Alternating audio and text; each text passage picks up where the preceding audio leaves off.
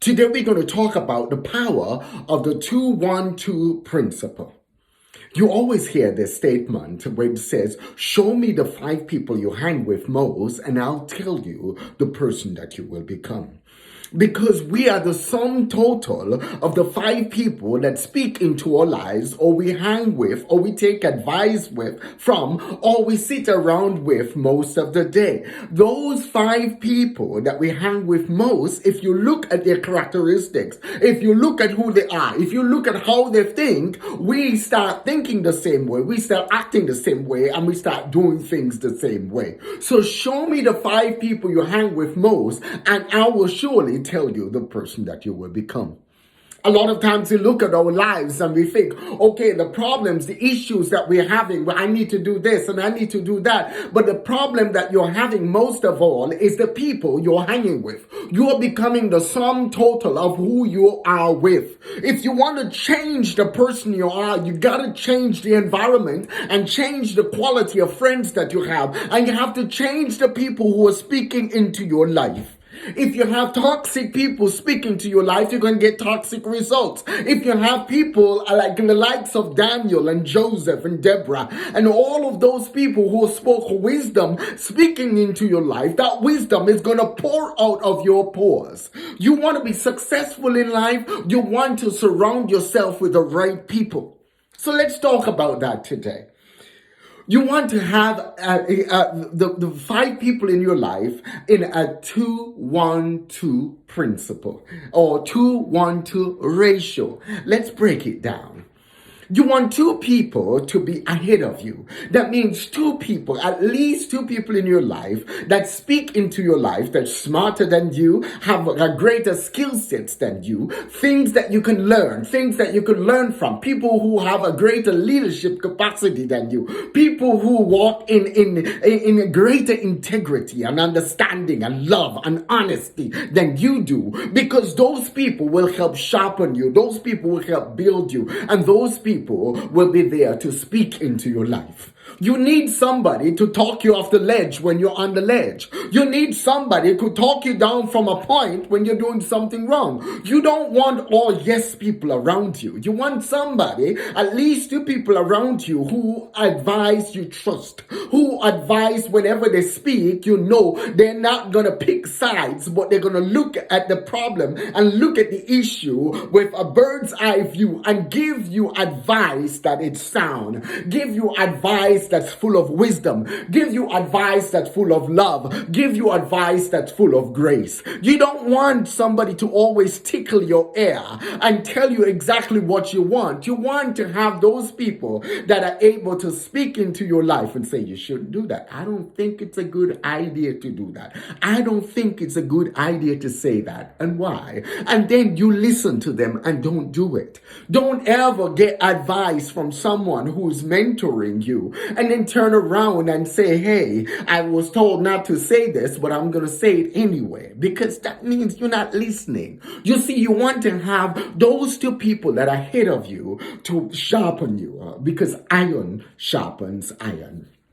Then the other 2, you want to have 2 people below you, not in terms of below you in terms of sitting down or looking down on people. I'm talking about below you in terms of skill sets, knowledge, understanding, people who you yourself are mentoring. You have to pour out into others. You have to take that knowledge that you're learning, you have to take that knowledge that you're gaining, and you have to grab 2 other people by the hand and say, come up here, and you have to mentor them. You have to impart that knowledge to them. And as you impart that knowledge to them, you're building them up. And as you're building them up, you're building yourself up as well. As you help them to come up, then you have been coming up as well. A lot of times when I think about this, I think about the Dead Sea and the Sea of Galilee in Israel. Because you see, both of those seas are fed by the Jordan River. But you see, the Sea of Galilee has outlets, so the water is allowed to flow out. And because it's allowed to flow, it's teeming with life. It's full of life. It has great things happening with it. You could go fish in it. There's fish in it. There's light stuff in it because there is an outlet outlet. So you see, we want our lives to have outlets. We want what we are learning, we have to pour it into others. Or you don't want to be like the Dead Sea. The Dead Sea doesn't have any outlets, so there's no life. Everything there is dead. There's nothing alive in it. It's just dead. You could go and float nicely on the water because of the buoyancy of it and because of the amount of salt that it contains. But there is no life there. So you want to be like the Sea of Galilee. You want to be someone who pour into someone else. Then the one in the middle. The one in the middle is going to be your point of balance. That's your balancing point. The person that encourages you, the person that walks alongside you, the person that's there on the same journey that you are on. And as they're on that same journey, you are going along it together. You're learning together. You're encouraging one another. You're cheering each other on. You'll say, come on, let's go. And you want that person there because that person is your balancing point. The person that's there to encourage you when you feel like you're wimping out, when you feel like you're being beaten in the head too much, when you feel like you're being beaten like a rag doll from the ones who are mentoring you because they're giving you advice that you're like, oh, it cuts a little bit, and you just have to shape up and grow into the person that you want to grow. Or you're pouring so much into the ones below you, then something you have to have that person in which that's encouraging you and you're encouraging them. That's the balance point. So if you see that from a physics standpoint, you have two on each side, and then you have a balance point in the middle. You have a balanced seesaw. Your life will be balanced. The situations will be balanced. A lot of times what happens, we try to create leadership and we try to be leaders and we try to be effective. But what happens, our leadership style is so toxic because it's not balanced. It's one-sided. We're at the helm and there is nobody speaking into our lives. We're at the helm and we're doing whatever we want to do and we're just making everybody mad, not realizing in order to be a leader, you have to lead the people who like you and you have to lead the people who don't like you. You have to lead your enemies and you have to lead your friends. You have to lead your families and you have to lead the ones that you don't want to come over for Thanksgiving. You have to lead everybody. But the moment you become a leader, there is no, well, I don't lead you and I lead you. No, you're leading everybody. So the moment you become a leader, you have to obtain that level of wisdom, that level of understanding, that you treat everyone fairly, that you do not have social groups or little groups or favoritism groups that you have. You don't have none of those. You don't want it to be duplicitous. You want to treat every single person with respect.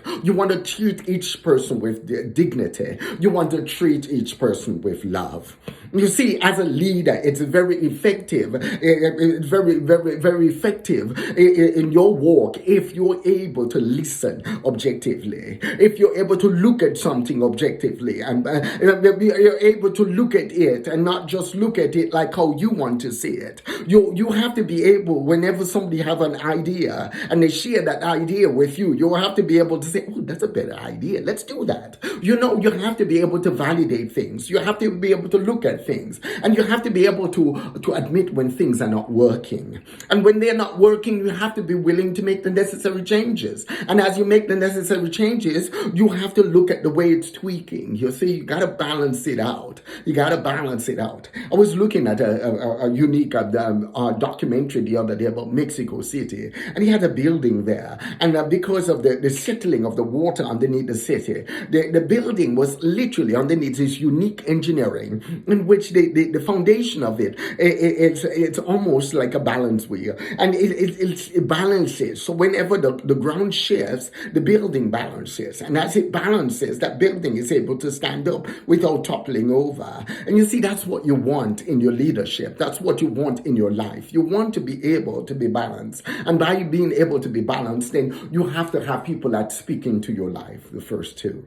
And then you have to have somebody that you're encouraging, the middle one. And then you have to have people that you're mentoring and you're pouring into, the last two. So you see, you want to always create that 2-1-2 principle effect. And as you create that 2-1-2 principle effect, you could walk forward in love. You could walk forward in grace. Life is tough. Life is tough. And if I was to look at the world today and look at all what's going on with the effects of the pandemic and the economy and supply chain and everything, the best advice I could give every single person is to stay away from everything that's toxic and just share hope and share love. The world is missing of hope and missing of love. There's so much judgmenting, so much tearing apart, so much belittling, and all of that is there. That the key fundamental fact, no matter who you are, no matter what religion you are, no matter what race you are, no matter what country you are in, the two things that you need most right now is hope and love. So you see, if we as people who believe in God, we believe in a creator, we are supposed to be sharing that hope of what we believe in, the hope of the grace that we have, the hope of the blessed assurance that we have. And the world is at the prime precipice to receive that hope. So what we need to be doing is not going out pointing fingers and anything of that nature, but we need to be going out and sharing that love and sharing that hope and sharing that grace and sharing that charity. That charity. Allow the Spirit, His Spirit to flow through us. Allow our words to be saturated with life. Allow our words to be saturated with wisdom. Allow our words to be saturated with grace that bring about hope, that bring about love, that bring about His presence.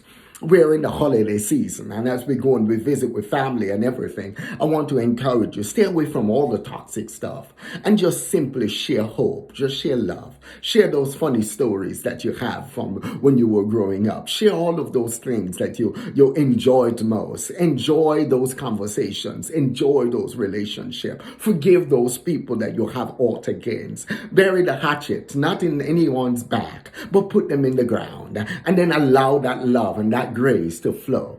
So go out there and have an awesome growth day and enjoy the power of the 2-1-2 principle. Don't forget, hit the subscribe button below. Hit the subscribe button below. When you hit the subscribe button, don't forget to select the bell, because by selecting the bell, it gives you that wonderful opportunity to be notified when I add a new video. God bless you. Thank you very much.